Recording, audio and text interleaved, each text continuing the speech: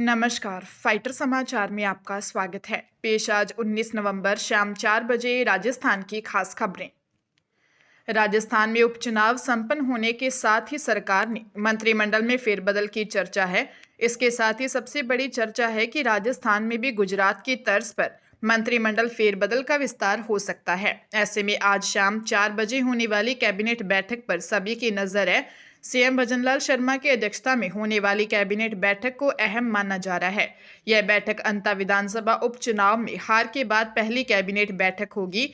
बताया जा रहा है कि सीएम बैठक के तुरंत बाद ही मंत्रिपरिषद की भी बैठक करेंगी। कैबिनेट बैठक में दिसंबर में सरकार के 2 साल पूरे होने के अवसर पर प्रस्तावित कार्यक्रमों की रूपरेखा तय की जा सकती है। मुख्यमंत्री की ओर से प्रशासनिक व राजनीतिक स्तर पर बड़े संदेश देने की तैयारी मानी जा रही है। सरकारी स्तर पर इन बैठकों को दिसंबर से पहले बड़े फैसलों की शुरुआत के रूप में भी देखा जा रहा है। गैंगस्टर लॉरेंस का भाई अनमोल अमेरिका से भारत लाया जा रहा है। अमेरिका से 200 लोगों को डिपोर्ट किया गया। इनमें भारत के 3 लोग हैं। अनमोल के अलावा 2 लोग पंजाब के हैं। मीडिया रिपोर्ट्स के मुताबिक अनमोल का डिपोर्टेशन अमेरिका में अवैध तरीके से घुसने से जुड़ा है। वहां उसकी गिरफ्तारी भी इसी मामले में हुई थी। उसका भारत में किए क्राइम से इस डिपोर्टेशन का संबंध नहीं है। हालांकि अमेरिकी गृह सुरक्षा विभाग ने एनसीपी लीडर रहे बाबा सिद्दीकी के बेटे जिशान सिद्दीकी को ईमेल भेजकर अनमोल के डिपोर्टेशन की जानकारी दी है। बाबा सिद्दीकी की 12 अक्टूबर 2024 की रात करीब 9:30 बजे मुंबई के बांद्रा के खेरवाड़ी सिग्नल पर हत्या कर दी गई थी। जिशान सिद्दीकी ने खुद ईमेल मिलने की पुष्टि की है। अनमोल पर एनसीपी नेता बाबा सिद्दीकी के अलावा पंजाबी सिंगर सिद्धू मूसेवाला के मर्डर और सलमान खान के घर पर फायरिंग केस में भी मामले सामने आया था। अजमेर के बयावर में भ्रष्टाचार निरोधक ब्यूरो अजमेर इकाई ने 7,000 रुपये की रिश्वत लेते पटवारी को विश्रांति गृह से पकड़ा। पटवारी आरोपी आनंद नामांतरण खोलने के लिए रिश्वत मांग रहा था। एसीबी को शिकायत मिली कि पटवारी आनंद मेघवाल ने पीड़ित की जमीन का नामांतरण खोलने के एवज में 8,000 रुपये रिश्वत मांगी है। शिकायत पर एसीबी टीम ने सत्यापन करवाया, जिसके बाद परिवादी ने विश्रांति गृह पहुंचकर 7,000 रुपये निकाले। पटवारी ने 7,000 रुपये टेबल पर रखने का इशारा किया। परिवादी का इशारा मिलते ही एसीबी की टीम पहुंच गई। रिश्वत की राशि सहित पटवारी को पकड़ लिया। पटवारी के संबंध में परिवादी ने एसीबी को बताया था कि करीब 2 साल से नामांतरण का मामला अटका हुआ था। उन्होंने कई बार नामांतरण के लिए आग्रह किया था। भीलवाड़ा जिला एवं सेशन न्यायालय ने 3.25 साल पूर्व पत्नी की हत्या के मामले में पति को आजीवन कारावास की सजा सुनाई। वही 30,000 रुपये जुर्माना भी चुकाने के आदेश दिए। प्रकरण के अनुसार 16 अगस्त 2022 मांडल की नई नगरी निवासी सरिता देवी पत्नी गिरिराज बिड़ला ने हमीरगढ़ थाने में रिपोर्ट दी कि हमीरगढ़ में उसके पिता 70 वर्षीय नाथूलाल सोमाणी व माता 67 वर्षीय प्रेम देवी रहते हैं। नाथूलाल को पसंद का खाना बनाकर नहीं देने व पोते केशव को लेकर पत्नी प्रेम देवी के साथ आए दिन झगड़ा होता था। एक दिन झगड़ा होने पर गुस्साए नाथूलाल ने पत्नी प्रेम देवी की हत्या कर दी। इसके बाद नाथू ने ही अज्ञात पर हमला करने की कहानी बनाई।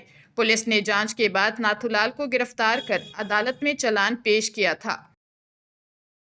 खैरथल तिजारा में एक घर में शादी की खुशियां उस वक्त मातम में बदल गई जब डीजे पर डांस के करते हुए एक युवक पिस्टल हवा में लहरा रहा था। इसी दौरान अचानक से पिस्टल की गोली चल गई और सीधे 6 वर्षीय लड़की को जा लगी। लड़की को तुरंत इलाज के लिए निमराना के एक प्राइवेट अस्पताल ले जाया गया, जहां से जयपुर रेफर होने पर रास्ते में उसने दम तोड़ दिया। जानकारी के मुताबिक मुंडावर गांव में 22 नवंबर को राजेश जाट की शादी होनी है। शादी से पहले बान के कार्यक्रम में गांव का राजेश का दोस्त सतपाल मीणा अपने 6 वर्षीय बेटे वीरा अपने परिवार समेत समारोह में आया था। रात को डीजे पर 5 से 7 युवक पिस्तौल लहराते हुए नाच रहे थे। वीरा घर के अंदर चौक में थी। वीरा के मामा शिव कुमार ने बताया कि डीजे पर नाचते समय लगातार फायरिंग हो रही थी। इसी दौरान गोली बच्ची को लग गई। थाना प्रभारी महावीर सिंह शेखावत ने बताया कि पीड़ित पक्ष की शिकायत मिलते ही सख्त कार्रवाई की जाएगी। गोली चलाने वाले युवकों व हथियार की तलाश की जा रही है।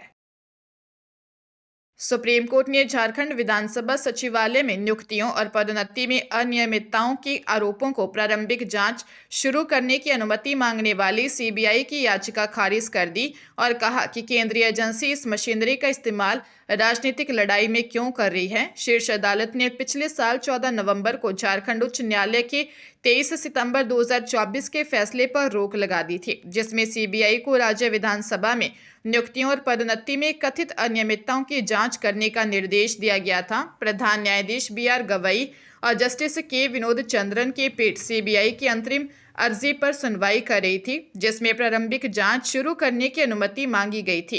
प्रधान न्यायाधीश ने याचिका खारिज करते हुए कहा, आप अपनी राजनीतिक लड़ाई के लिए मशीनरी का इस्तेमाल क्यों करते हैं। भरतपुर जिले में 10 वर्षीय बच्ची से दुष्कर्म मामले में अपराधी को आजीवन कारावास की सजा सुनाई गई। इसी केस में अपराधी के बेटे को भी साल 2021 में ही उम्र कैद की सजा हो चुकी है, जिसके ट्रायल के दौरान ही पिता के भी अपराध में शामिल होने के सबूत सामने आए। इसके बाद उसके खिलाफ भी ट्रायल चलाया गया। विशेष न्यायालय पोक्सो के न्यायाधीश सचिन गुप्ता ने आरोपी के पिता को दुष्कर्म के मामले में उम्र कैद की सजा और 30,000 रुपये का अर्थदंड लगाया है। सरकारी वकील ने बताया कि साल 2016 में मामला सामने आया था। बच्ची ने अपनी मां को बताया था कि आरोपी भैया ने गलत काम किया। बाद में पीड़िता ने खुलासा किया कि ताऊजी यानी आरोपी के पिता भी पिछले कई साल से उसका यौन शोषण कर रहे हैं। महिला ने एसपी को गुहार लगाकर केस दर्ज कराया था। प्रवर्तन निदेशालय ने विंजो और गेम्स क्राफ्ट कंपनी के ऑफिस में छापेमारी की है। ईडी के बेंगलुरु रीजनल ऑफिस ने धोखाधड़ी, हेरफेर और संभावित मनी लॉन्ड्रिंग के आरोपों के संबंध में 2 ऑनलाइन गेमिंग कंपनियों के खिलाफ छापेमारी शुरू की है।